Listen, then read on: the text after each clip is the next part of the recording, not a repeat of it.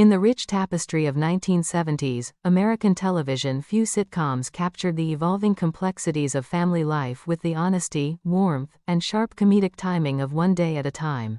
This groundbreaking series centered on the struggles and triumphs of a divorced single mother navigating life with her two teenage daughters. Consistently delivered episodes that blended laughter with profound emotional resonance. The multi-part episode known as The Older Man stands as a quintessential example of the show's ability to tackle controversial social issues of its era through the lens of relatable domestic chaos. As the story unfolds in the provided script, we are immediately thrust into a crisis that tests the very foundations of Anne Romano's world, the moment her 17-year-old daughter Julie declares her passionate love. Dr. Paul Caron, a 42-year-old veterinarian. The episode opens with a burst of youthful defiance that sets the emotional temperature high from the very first lines. Julie, brimming with the unfiltered intensity of first love, announces to her mother and sister that nothing will change her feelings. "I know what you're gonna say, but it's not gonna make any difference," she proclaims. "I'm in love with Paul, and nothing is gonna change that." This declaration is not merely a teenage crush. It is presented with the full weight of conviction that only a young person on the cusp of adulthood can muster. The script masterfully captures the generational divide, right at the outset, forcing Anne into the role of the reluctant guardian whose protective instincts clash violently with her daughter's burgeoning independence. Anne Romano, portrayed with remarkable vulnerability and strength throughout the series, embodies the archetype of the 1970s single mother. Divorced and raising two girls in an apartment complex managed by the ever-present Schneider, Anne represents a new kind of American womanhood, one striving for self-sufficiency while grappling with traditional expectations. Motherhood. In this opening crisis, we witness her visceral reaction to Julie's revelation. The disgust is palpable. "That is the most disgusting thing I have ever heard." The word prehistoric is hurled at Paul, underscoring the vast age gap of 25 years that will drive much of the narrative tension. What makes this scene so effective is not just the shock value but the underlying heartbreak. Anne is not simply angry, she is devastated by the fear that her daughter is rushing headlong into potential emotional ruin. The writing here excels in layering comedy atop genuine pathos. Schneider's interruption provides immediate comic relief with his blustery machismo and references to his own romantic exploits, including a personally autographed picture from Charo. His line about love meaning never having to take your socks off elicits groans and laughter alike, perfectly encapsulating the show's signature blend of broad humor and pointed observation. Yet even in these lighter moments, the script never loses sight of Anne's central struggle. As a mother who has already endured divorce and the challenges of raising teenagers alone, she now faces what feels like the ultimate betrayal of her efforts. Her daughter choosing a man, old enough to be, as Anne later points out, more like a father figure. Scene by scene, the episode builds this sense of crisis with meticulous care. Julie's insistence that 42 ain't exactly over the hill and her counterattack on her mother's own past experiences reveal the sharp, realistic dialogue that defined One Day at a Time. The teenage perspective is rendered with authenticity. Julie sees maturity and stability in Paul, while Anne sees danger and inappropriateness. This clash is deeply rooted in the cultural shifts of the 1970s. A decade marked by changing attitudes toward sexuality, marriage and personal freedom following the sexual revolution and the rise of feminism. The show does not shy away from these realities, instead, it uses them to humanize its characters. Anne's attempts to reason with Julie are both touching and frustrating. She recalls expecting her daughter to come home from the pet hospital enamored with animals, not the veterinarian himself. This moment of maternal disillusionment resonates profoundly, because it mirrors countless real-life parental experiences across generations. The script's strength lies in its refusal to paint Anne as merely overprotective or Julie as merely rebellious. Both women are portrayed with empathy.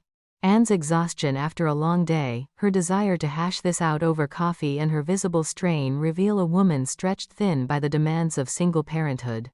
Meanwhile, Julie's plea for trust someday, "You're gonna have to trust some of my decisions," highlights her desperate bid for autonomy as she approaches her 18th birthday. The historical context of 1970s America enriches this opening crisis immensely.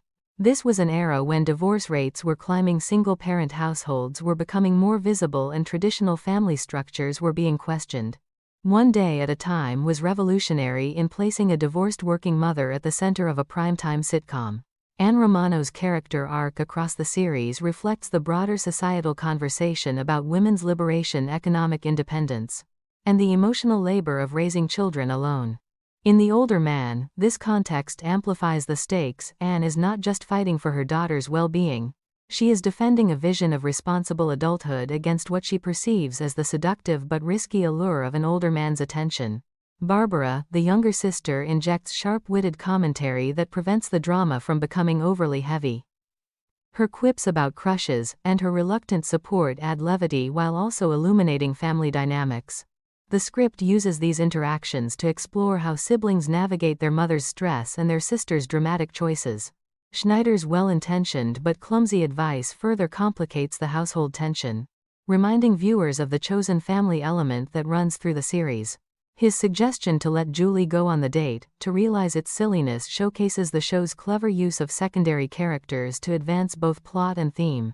As the crisis deepens, the audience is drawn into Anne's internal conflict. She must balance her role as protector with the growing realization that Julie is no longer a child. The script's dialogue crackles with authenticity during these exchanges. Julie's accusations of hypocrisy, Anne's pleas for patience, and the raw admission of fear that Julie will be hurt. This emotional honesty is what elevates One Day at a Time above many of its contemporaries.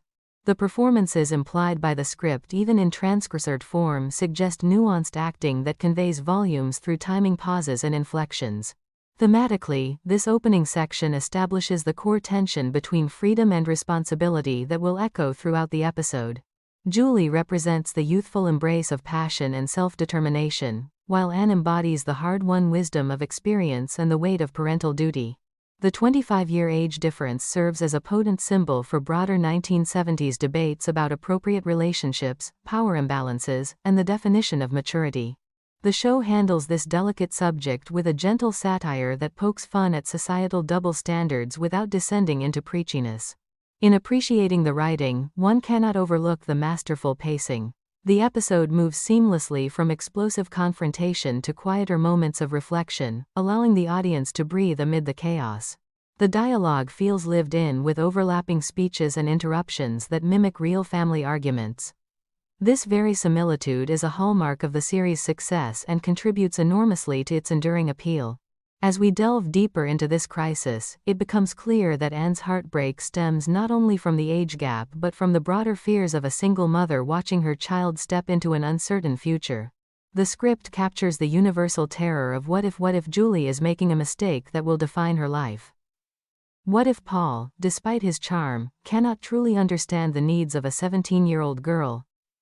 These questions linger beneath the surface of every exchange, giving the episode its emotional gravity. The comedic elements, such as references to liver spots, Lawrence Welk, and trimming a dog's toenails, provide necessary counterbalance. They prevent the story from becoming maudlin while still honoring the seriousness of the situation. This balance is where One Day at a Time truly shines. It finds humor in pain and wisdom in folly. By the end of this initial section of the episode, the crisis is fully established. Anne is torn between love for her daughter and fear for her future. Julie is resolute in her feelings. The stage is set for the escalating conflicts, tender moments, and hard conversations that will follow. In its warm yet unflinching portrayal of these dynamics, the script reminds us why this classic sitcom continues to resonate decades later. It speaks to the timeless challenges of parenting, the pain of watching children grow up, and the messy beauty of family love in all its imperfect forms.